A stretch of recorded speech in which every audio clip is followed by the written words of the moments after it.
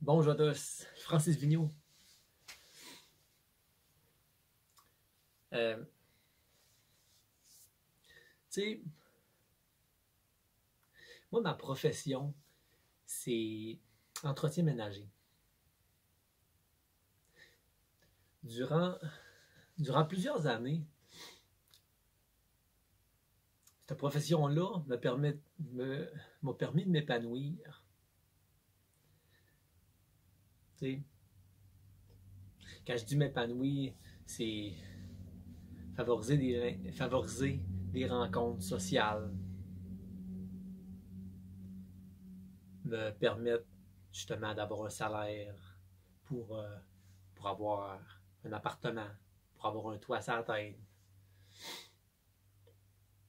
Tu sais, ça m'a apporté du bien.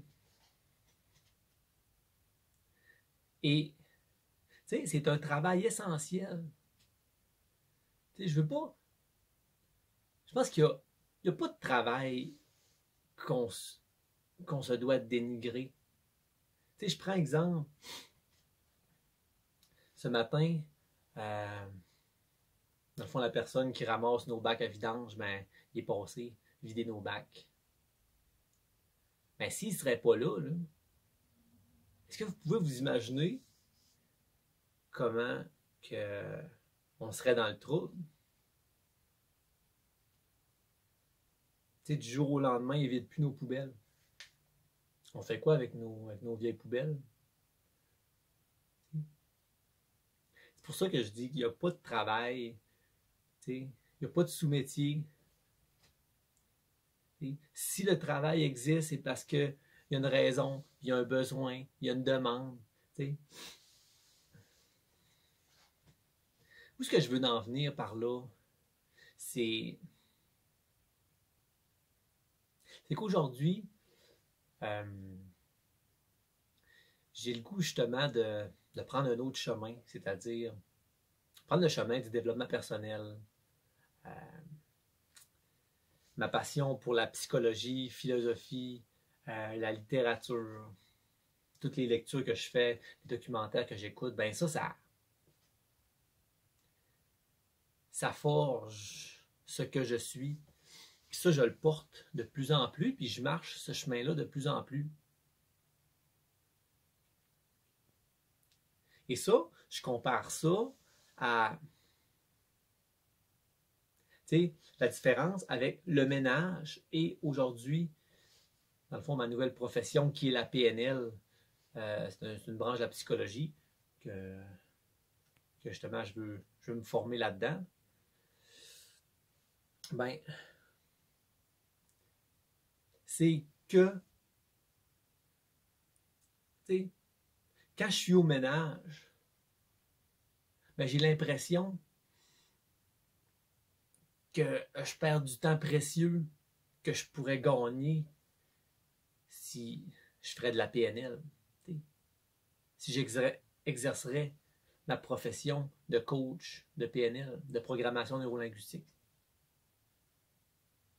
Puis ça, je gagnerais par le niveau social, favoriser des nouvelles rencontres, me créer une crédibilité, m'entourer de gens, avoir des témoignages de gens qui sont qui me reconnaissent par rapport à ce que je fais. Mais tout mon passé, je l'ai porté, puis je le porte encore. Je suis content de mon passé. Ça devait se passer comme ça. Mais aujourd'hui, comme je vous dis, ben, j'ai fait le choix de prendre un autre chemin, c'est-à-dire le domaine du coaching et de la PNL.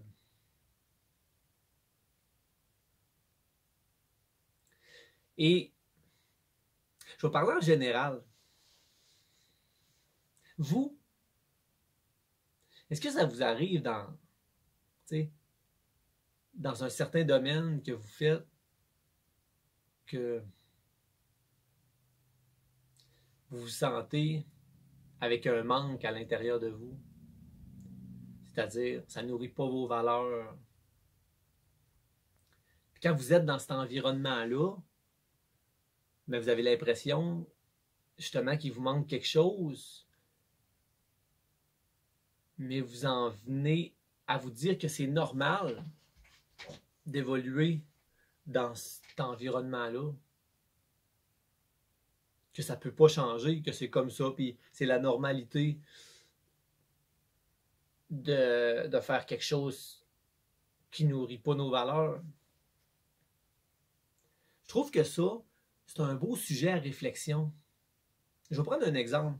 Moi, quand je faisais du ménage, ben, j'en fais encore, là, mais je faisais du décapage de plancher. Puis pour décaper les planchers, on prend un produit qui est très fort. Et on passait on passait beaucoup de temps, dans le fond, à inhaler ce produit-là. Mais à un moment donné, notre corps, il se défendait plus. C'est-à-dire qu'on ne sentait plus le produit.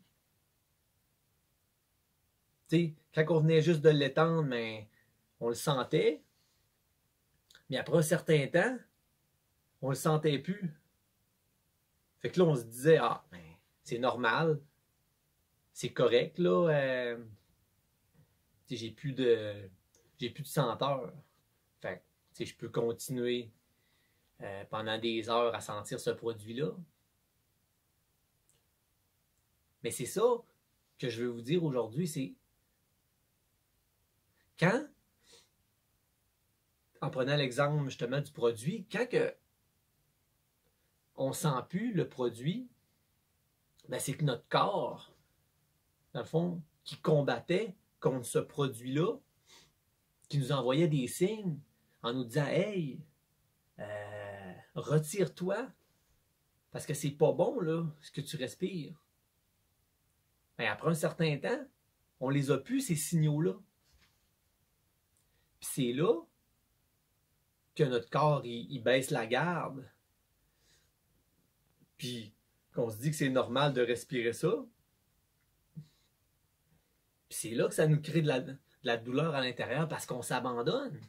C'est comme l'acouphène. L'acouphène, c'est sournois. À chaque jour, on perd un petit peu d'audition à force d'écouter de la musique trop forte.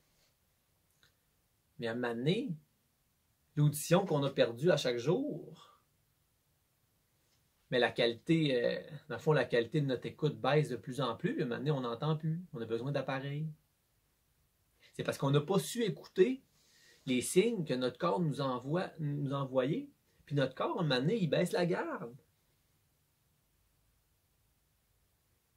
Puis peu importe ce qu'on fait, c'est pareil dans...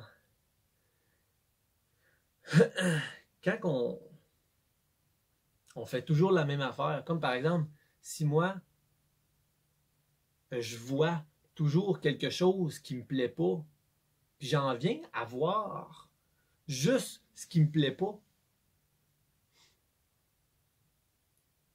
ben j'apprécierai plus ma vision. Parce que je fais juste voir des choses mauvaises, ce qui ne me met pas en valeur, ce qui ne nourrit pas mes valeurs. Ça fait que je m'abandonne.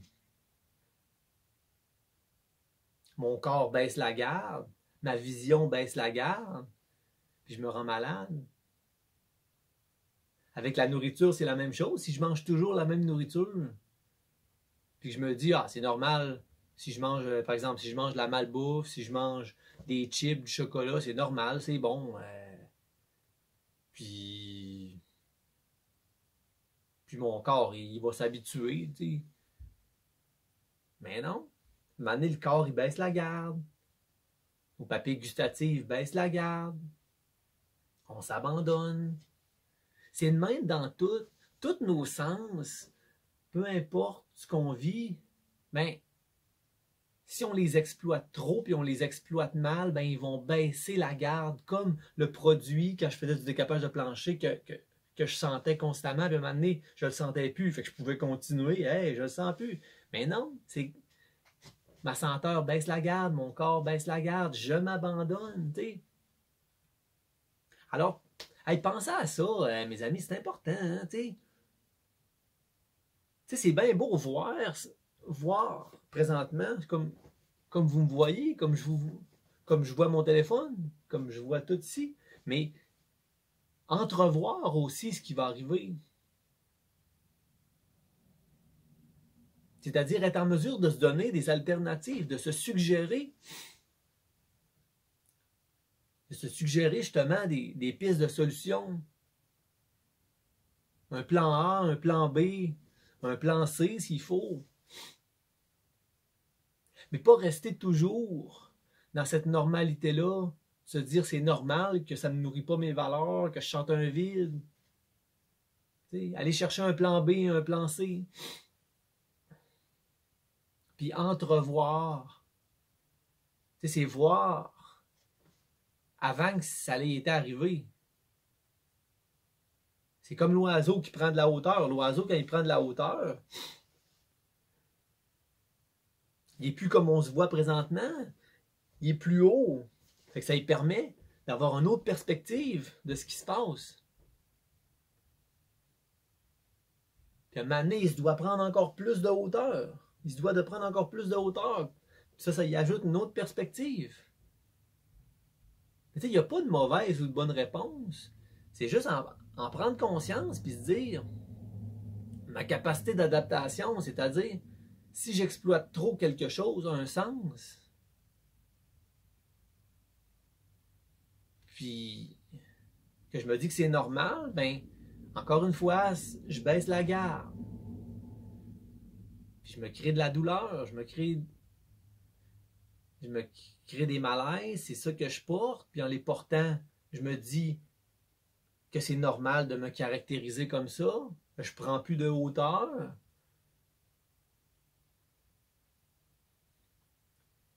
Puis je perds mon originalité.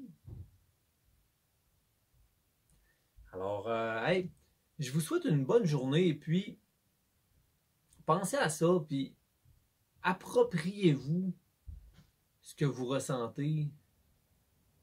Prenez le temps de vous écouter, la connaissance de soi-même. Prenez le temps de vous connaître, puis d'entrevoir ce qui va arriver, puis de ne pas dépasser vos capacités, justement, de pas trop, pas dépasser votre capacité d'adaptation. C'est ça, c'est ne pas s'abandonner, justement. Alors, hey, je vous souhaite une bonne journée. Et puis, profitez de la belle température, il fait beau. Je vous envoie plein d'amour. Hey, salut!